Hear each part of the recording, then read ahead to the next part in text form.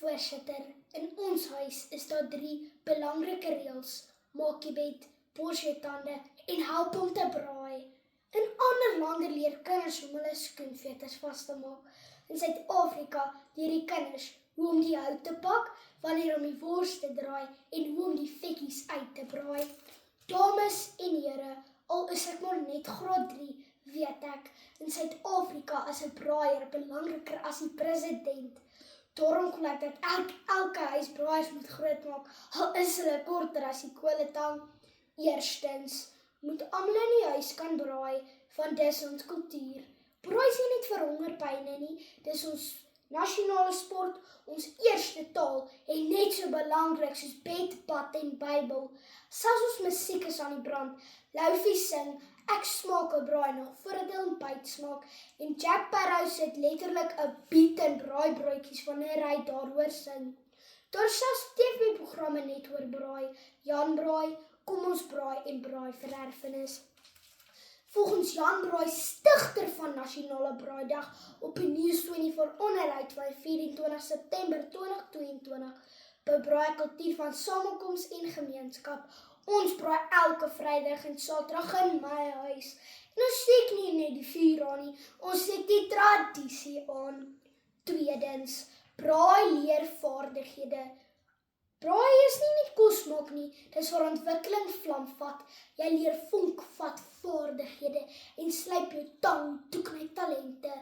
Mamma lees vir my van Chef Mali van der Merwe van die South African Culinary Institute in die artikel Cooking Skills for Kids van 12 Mei 2021 dat kinders van kleins af leer om te kook en 'n vuur te hanteer, beter probleemoplossings en selfvertroue ontwikkel.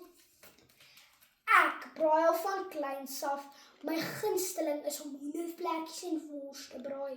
Die vuur toets jou geduld, die kole toets jou fokus en die rook jou eie vermoë. My pa sê as ek die tang kan hanteer, kan ek die lewe hanteer. Laastens, braai maak 'n huis 'n tuiste. Vir baie families is die kombuis die hart van die huis. Maar Suid-Afrikaners is dit die vuur. Dis waar stories vertel word, vriendskappe gebou word en mense saamklei soos marinade aan 'n choppie. Die rook ruik soos naweek, die vuur klink soos 'n lekker kuier en die wors sis soos musiek.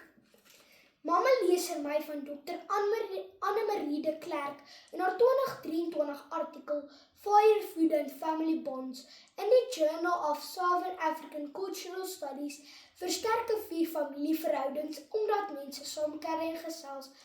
My pa kan dit met my ma gelukkig hou nie, maar 'n braaibroodjie kan verseker.